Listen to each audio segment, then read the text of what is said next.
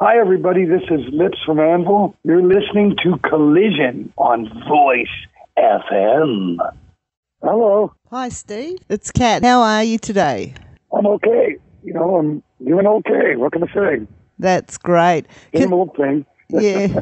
Can I ask what Anvil have been up to since the release of the documentary, Anvil, the Story of Anvil? Well, that's a loaded question. We've been touring and making albums. Right. We've actually recorded 4 albums since the movie. So we've been touring constantly, and we've been making a living from our music. Oh, that's Plain and awesome. simple. So the touring schedule definitely ramped up after that. Oh, geez, yeah. It's been constant for the last 10 years, so it's great. Because really, no complaints. well, that's your dream, really, isn't it, to play with the band? Yeah, it's not about making $1 million. It's about making a living. Yeah. And so you're able to do that now? Yeah, completely. Right. It's all on its own now. No more deliveries, no more construction work, no more nothing. Just rock and roll. Oh, that's awesome, because I will admit in the documentary, when you came out onto the stage in Japan, I actually cried. I was so happy for you. I almost did too.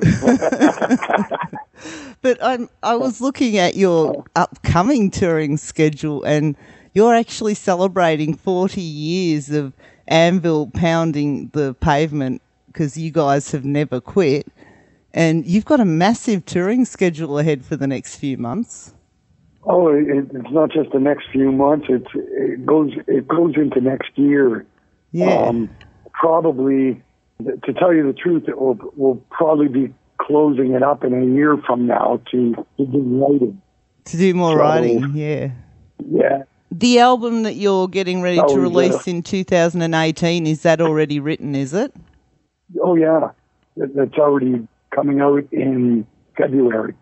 All right. And, well, watching the documentary and that, obviously you feel that your biggest failing was, not getting the right producers. And I guess that's something that you've been taking a lot more care of these days. Yeah, that's made a huge difference, actually. We were talking about that earlier today. That's actually made more of a difference to our musical career than actually it's just about anything else. In the sense that when you have a producer, you at least your songs are given the proper opportunity to flourish. But when you do it yourself, it's very detrimental in many different ways because there's so much more that can be explored that you're not even aware of.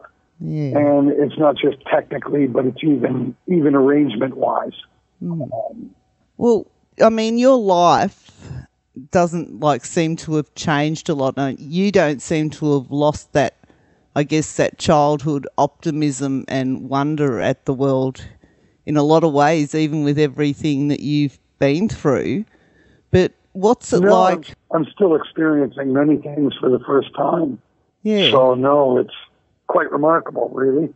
Well, I did notice that. You get angry in that, but you have this centre of optimism that you always bounce back to. And, how does that translate into Anvil music?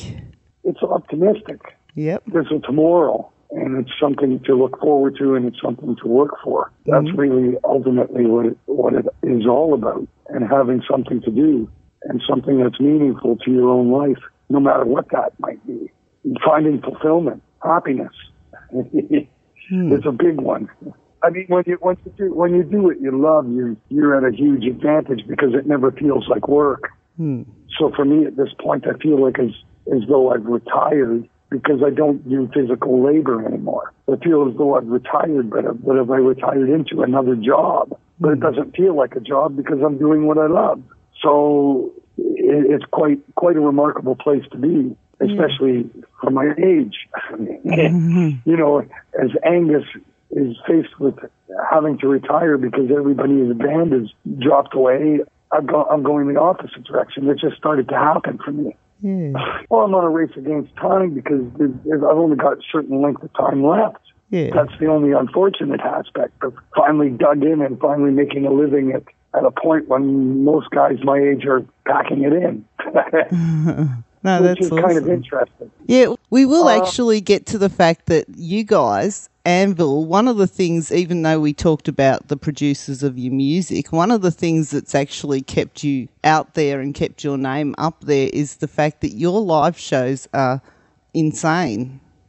Right. Yeah, you have to have some kind of presentation. If you don't have that, you're roasted. Yeah. Well, from what I saw in the early days, maybe you were bringing a little bit of that sort of punk attitude into the metal scene. Yeah, you could say that. It's nonconformist for sure. Yeah. It's not. Let's put it this way. Probably I can relate more to Billy Joe Armstrong easier than I can to Rob Halford from Judas Priest. Right. Let's just put it that way. Yeah, awesome. I would have to say I'm more to the other way than the other. You know what? I don't know. I guess that's the best way to explain it. Yeah. One is more earthbound, and the other one seems to be more put me on a pedestal. It's like two different attitudes. And it's not to say that one is better than the other. It's just to say that all I'm saying is where I feel I belong or where I feel I am. Yeah, definitely. And you're actually, you are, if anyone, I would recommend everyone to actually go and watch that documentary on you. It would be great if someone was doing another one on this 40th anniversary tour, which you're bringing to Australia in November. Yeah, I mean, that's a is there going to be? Who knows? That's the other thing. Yeah. There's been talk of it. There's even been filming of it, but there's been no consistency whatsoever or any end result.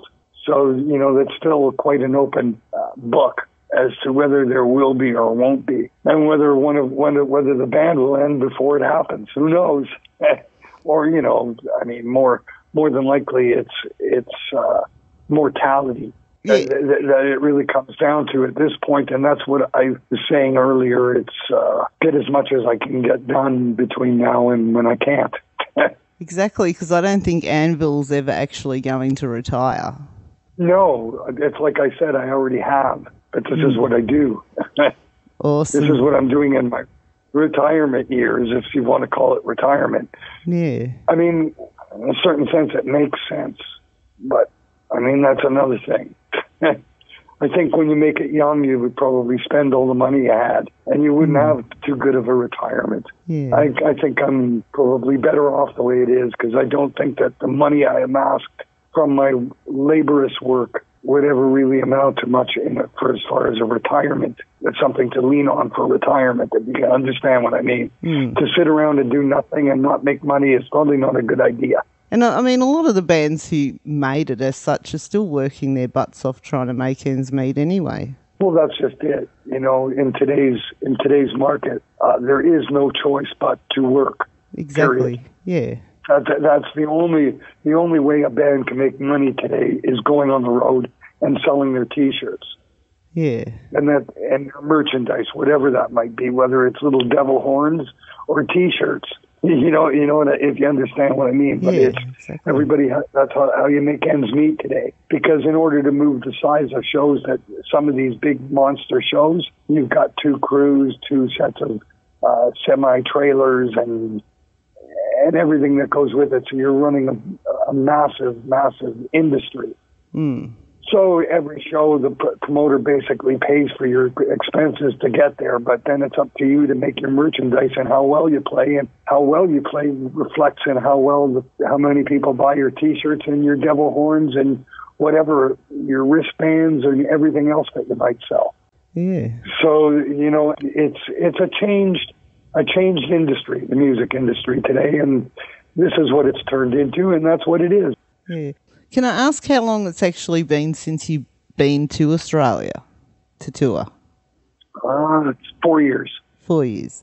And you love coming back here? I mean, you obviously know you've got an audience here. Yeah, well, the thing is, more than 5 years ago, maybe it might have been as long as 7 years ago, we did do the Soundwave. Yeah. And that was really our biggest, the largest audience that we got to see. The following time that we came back was very, very minorly promoted. Right. Yeah. So we had fair turnouts, not great turnouts, fair. Because I really don't think that there was any kind of advertising, or not. Certainly I didn't do interviews like I'm doing now. Awesome. No, we'll see what we can generate. And I'm really happy that you guys are still going, and for 40 years you've been like just not giving up on what you love and doing what you have to do. There's millions of people that have never seen this band. Yep. That means endless work. Right? I mean, it's like obvious stuff, right? Mm. So really what it is, it's a matter of finding the channels in order to make that happen. Yeah.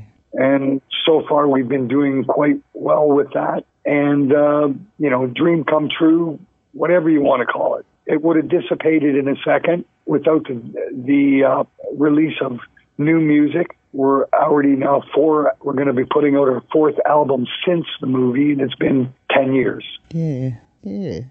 And it's great to actually see you including Australia in your 40th anniversary tour. Thank you for that. You will be in Brisbane on the 8th of November, Sydney on the 10th, Melbourne on the 11th of November, Adelaide the 12th, and Perth on the 14th.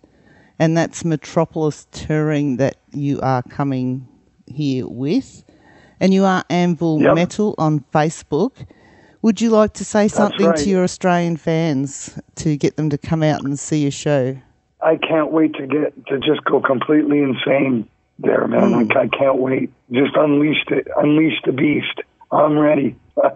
Yeah. I can't wait to get there, man. I can't wait to see it, actually, because that is what you're the most famous for, is your live shows. And, of course, Rob being one of the best drummers in the business, and you yourself being an awesome frontman and guitarist. So something to really look forward to in November.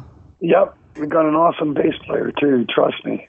Yeah, we'll check him out, too. Don't worry, because you are a three-piece at the moment. You won't be able to miss him. Let's put it that way. Yeah. And it is Anvil pretty crazy guy. Pounding the Pavement tour. Yeah, Pounding the Pavement.